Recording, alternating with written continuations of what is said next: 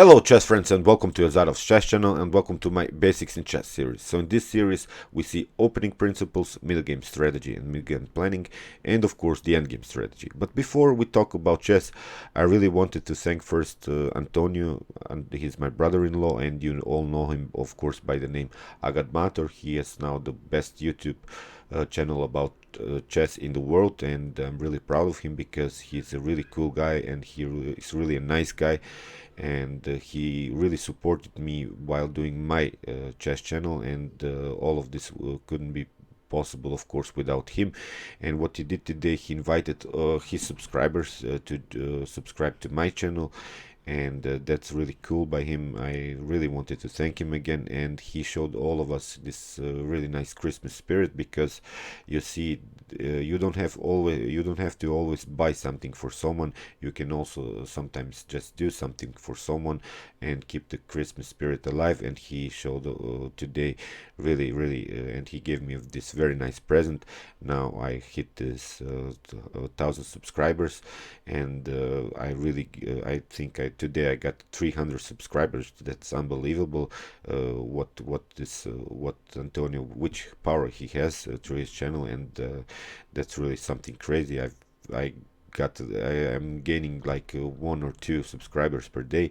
This was sort of an unbelievable situation for me. So again, I wanted to thank Antonio through this video, and I also wanted to show you here a nice picture by the two of us with the legendary Garry Kasparov. This was also a nice day and a nice memory for me, because you don't see Garry Kasparov, of course, every day, and this is really nice memory, and I'm keeping it in my heart. Uh, I also wanted to congratulate my wife, of course. She has a birthday today, and we having a party. And of course, Antonio is also invited. We'll drink a couple of beers. I think this will be really nice. And I bought him also something, of course, for Christmas. It's a present that's not so good, of course, but I bought him something. But okay, I think he will like it. So. Today I wanted to show you a very nice endgame lesson. Today I wanted to talk about this outside or distant pass pawn. This distant pass pawn is really well, it's sort of a paradoxical thing, and I'll show you why. But first of all, let's see now this position. We have now equal material. Black and white have equal material. We have 3 pawns, but white has the advantage of this distant pass pawn. Of course, this king has to worry about this a4 pawn, and will get deflected in order to keep this a4 pawn from promotion. Meanwhile, of course, we can go with our king and attack this 3 pawns, and of course grab them all and win the endgame. So let's see now possible continuation. Of course, we can push immediately a5. Black has to go with his king and try to catch the pawn. Meanwhile, of course, we can play with our king. Now Black can try to go into a position, but now again we simply push forward a6. Now king on c6 has to be played, and now we can play king on e4. Maybe Black will try to somehow block the position with the pawns, but now again we simply play with our king. And now if Black goes king on b6, we can simply go king on d5, king takes on a6, and now we can simply play king on e6. Now f5 has to be played, and now this would be a very nice move on h4, which blocks out really this g5 move, or this uh, f4 move. So now king on a5 can be played. Now we can play king on f6, and then after that we can grab these pawns and of course win the endgame. So let's see now a more complex position. Here is also a very nice endgame played by Jose Raul Capablanca against Adrian Garcia Conde, and here Capablanca with the white pieces is a pawn up, but Black has this positional advantage of the supported pass pawn, and I've talked about the supported pass pawn also in my basics in chess in this endgame videos. And you see, white has this problem. He cannot play with his king here on e4, then after that maybe on d5 to grab this c5 pawn, because black will simply push his pawn on d3 and will promote the queen here, and that's white's problem. We have to use now this endgame strategy of two distant passed pawns. So we want to create here on the king side. We can of course create a passed pawn because we have here a situation 4 on 3, and it's possible to create here a passed pawn. But here we have the problems on the queen side. You see our king is sort of always deflected by these two pawns on c5 and d4. So here Capablanca played first the move king on e4. We have here king on d6, and now he starts to push his pawns here on the king side. h4, we have king on d7, and now a very strong idea. Here he played the move b4. So you see 8x b4 was played, and now we created also a pass pawn. So now we can create two distant pass pawns on the A file, and of course somehow here on the king side. So this king, of course, the black's king, of course, cannot capture both of them. So here a5 was played. Now you see again black's king is busy with this pawn. So now Capablanca starts to push his pawns on the king side. G5 was played, h takes g5, f takes g5, then again h takes g5, and now h takes g5. And you see we can now create a pass pawn by pushing the pawn here on g6.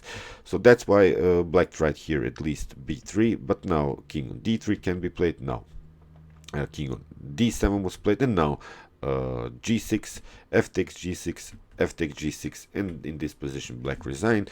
There's no way for black to of course catch both of these pawns, and of course we can promote the queen. Meanwhile, you see if black tries here to push his pawn, we can simply play king on c2, and if he tries maybe d3, again we can take the pawn here. D2 can be played, then we can play simply king on c2, and of course this is a completely winning endgame for white.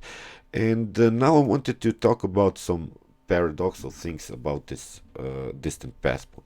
You see, there is this common sentence that you can say in chess. You see, an endgame sometimes breaks the rules of the middle game. So this is a problem because when you start to play an opening and then middle game, you always take towards the center. You always want to have a very nice central control, and that's the principle of a middle game. So let's now imagine we have traded this a pawn for this b pawn. So you see, now we have played centrally like you should in the middle game, and of course we have a very nice pawn structure still, because you see black has two pawn islands, which is of course worse to have in the middle game, and here white has this slightly advantage because he has a better pawn structure. But now you see, if we start to trade off more pawns and some more pawns, well, and some more pawns,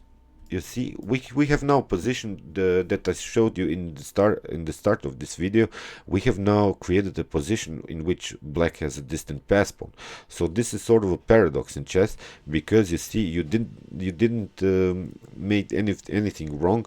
You just maybe play more central, but now we have a position in which, if we put some kings of course here, you see black has a completely winning endgame. And that's the problem.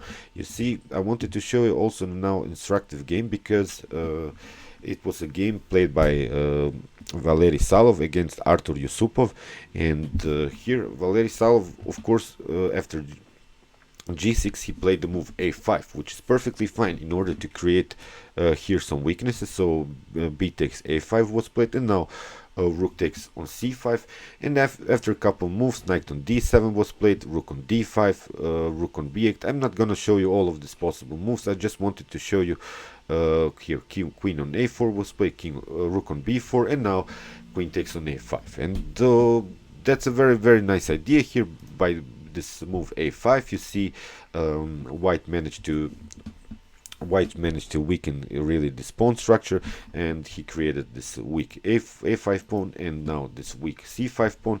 And after this queen takes on a5, he is now white is a pawn up, and of course Valery Salov managed to win this game with this pawn up, with this very nice bishop, with this very nice activity of course by his pieces.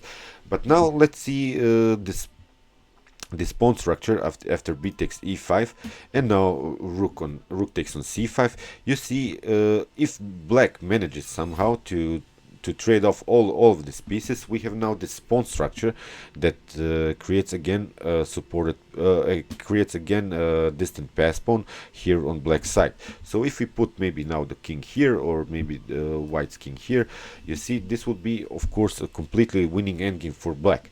So that's why you have to be careful while playing a middle game, because you see in this middle game, of course, we're still in the middle game. White managed to create this weak pass pawn here on a5, and of course he managed to win the game.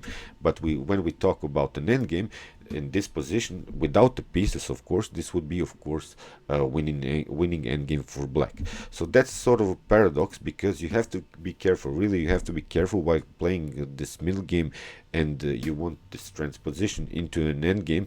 You have to worry about these pawn structures, you have to worry about pawns, and that's really sometimes hard in chess, because one of my friends, he's a FIDE master, he's a strong FIDE master, and he was playing a tournament, and he did nothing wrong. He played against a strong grandmaster, and he had also a similar position in which he also created this weak pass pawn on the a file by his opponent, but then his opponent simply started to push this pawn, and all of his pieces got deflected by these pawns, and he lost the game, and he lost also the possibility to win the tournament, because before the last round he was third ranked, and with this win I think he would be first ranked. So you see, this is really a paradox in chess, because while playing an endgame you don't want to have this distant pass pawn, but while playing an endgame you want to have it, and that's really something you should know in chess, because chess is really sometimes hard, and it's hard for all of us to know all of these principles, and of course this is one of this complex situation which you have to take care of course. So I hope you enjoyed this video. Meanwhile, you can watch, of course, my other end games and middle games strategies from my Basics in Chess series, and you can also watch my chess tactics, chess puzzles, if you want to have nice tactical knowledge in a middle game. And of course, guys, you can also subscribe to my channel. Thanks you for watching, and thank Antonio one more time, and I wish you a Merry Christmas, of course. Chess is the best, of course.